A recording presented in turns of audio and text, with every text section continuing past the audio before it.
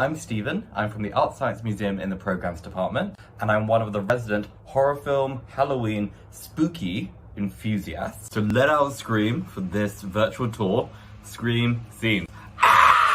Normally the museum is like this super cool, super rad, fun space full of interesting artifacts, fun activities to do with your friends and your family. But this virtual tour, we're gonna delve a bit into some of the spookier and more ghastly stories that we've housed at the museum. So gather round, we'll pretend there's a campfire and wrap up because you're gonna have goosebumps after this.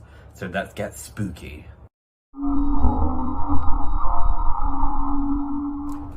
So we're going to start this sort of spooky soiree by jumping back to ancient Egypt and an exhibition, Mummy, Secrets of the Tomb. So ancient Egypt is this really sort of death-centric culture.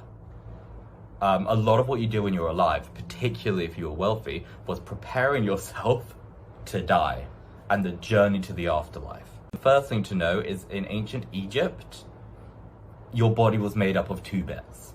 Your ba, which is your sort of physicalness, all of this beauty and gorgeousness, and all of this is your ba, and your ka, which is sort of your spirit.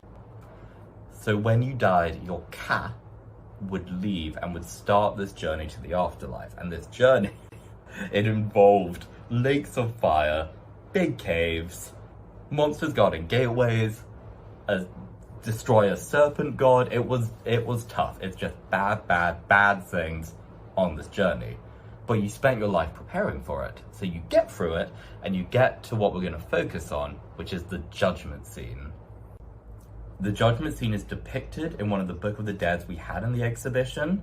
The first thing you do is you meet 42 assessor gods, and you have to go up to each one of them and greet them by name, something you learned during your life, and deny having committed the sin they are connected to. And this seems straightforward, but the sins can be quite trivial, such as, never have I ever made someone weep, or I deny polluting the river.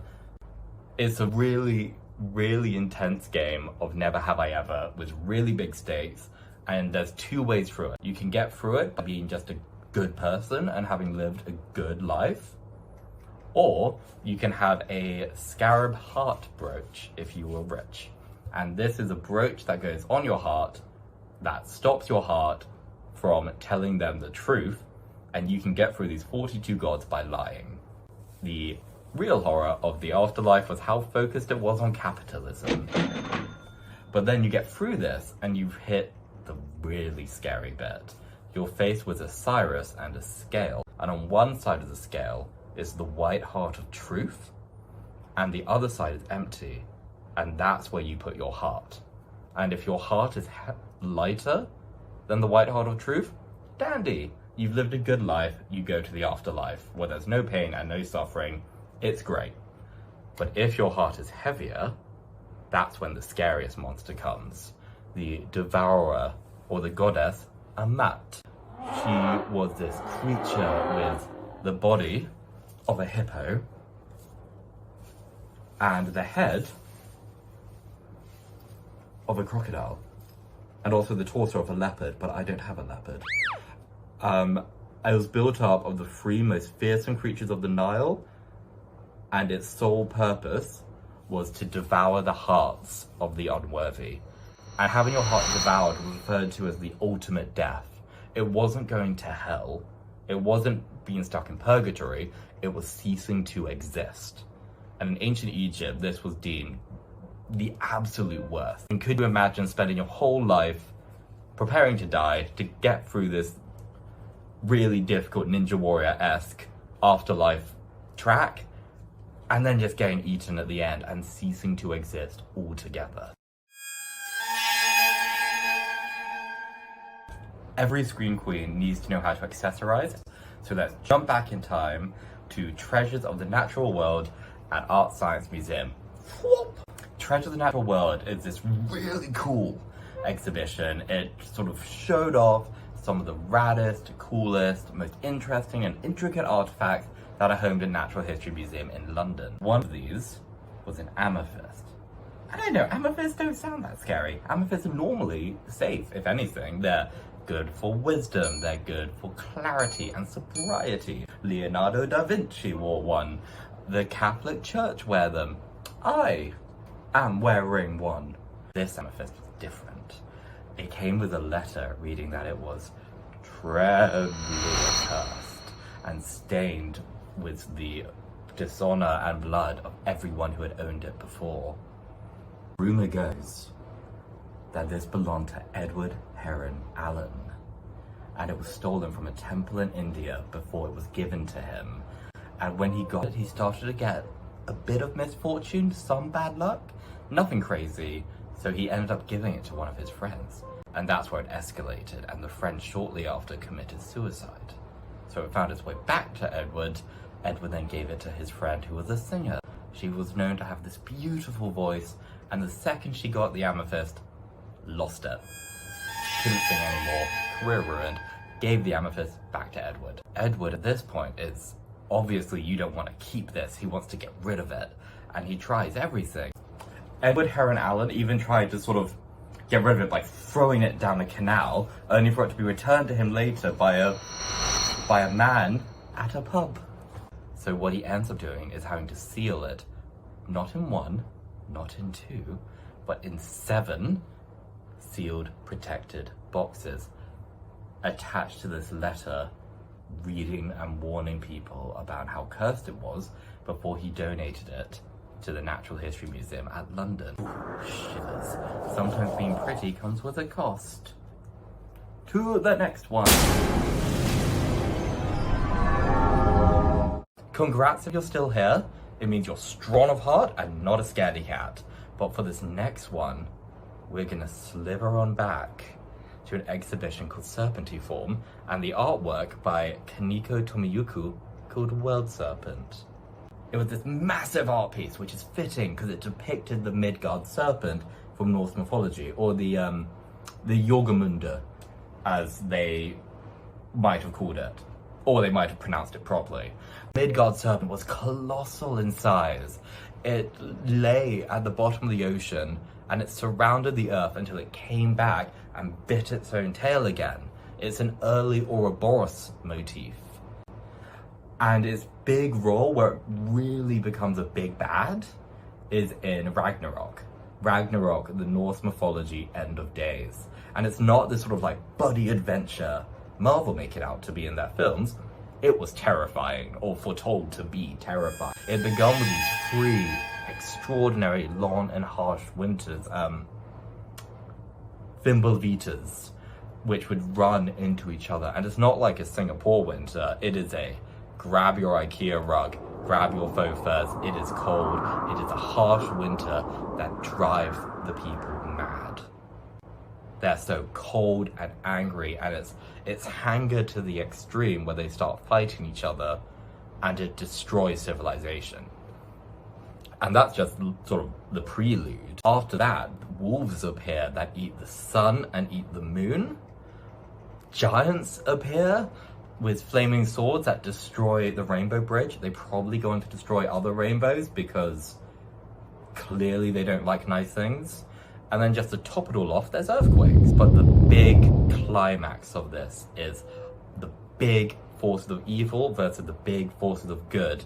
And Jormungandr is on the evil side. He's a son of Loki. He helps free Loki with his brother Fenrir. And then Fenrir travels in one direction. And Fenrir is a wolf and he's huge. His lower jaw scrapes along the floor as his upper jaw scrapes along the sky, and he just spews fire out as he goes. Jormungandr goes the other way, equally huge, scraping along the floor, but instead of fire, spews venom, which destroys everything it touches. And then they all meet their sort of arch nemesis rivals. For the Midgard serpent, his is 4.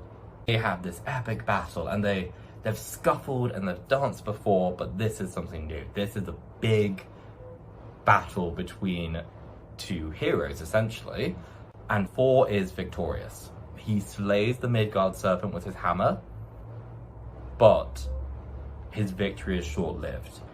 He walks away from the body and he can only take 9 steps before he succumbs to the Midgard serpent's poison. This is all grim, but there is a silver lining. Most of the world is destroyed in Ragnarok. Flame and ash consume everything, and eventually it is put out by water and rain though, and the few who survive rebuild and they regenerate another world. So Ragnarok's not just a myth of destruction, it's a myth of regrowth, rebirth, and regeneration. Still here? Good. Because those were all little warm-up acts. Small, slightly spindly, scary stories building up to this final one. The spookiest, the scariest, the superlative of chilling scares. The story of the Hollow Ship. And to learn about it, we need to fly on back to our exhibition, Universe and Art, which explores the relationship between humans and the environment around us as art as a medium for it. So the legend, or the story of the Hollow Ship, takes place in 1803 in the Hitachi province of Japan, where it is told that this ship, this rounded ship, very similar to what we would currently refer to as a UFO, washed up onto the beach, and around the sides of it were these symbols which weren't any known language to the people who found it, but the ship opened up, revealing itself to be hollow, and this woman emerged from it. This gorgeous woman with red hair, super beautiful, comes out, and the fishermen don't know what to do. They can't communicate with her. They're unsure what proper protocol is, so they seek advice. The advice was that she was not from there, that she was something different and from somewhere else, and they were advised to put her back in her ship, which they did, closed it up again, and pushed it out to sea. And she was never heard from again. But the thing that makes this so spooky and so scary is that it's not like the previous stories. It doesn't exist in mythology. It's not legend, it's not folklore. It's recorded in newspapers. It's the tale of the Usturobuno is in newspapers, and at the time was believed enough to be real and to be newsworthy that it was recorded and circulated as news.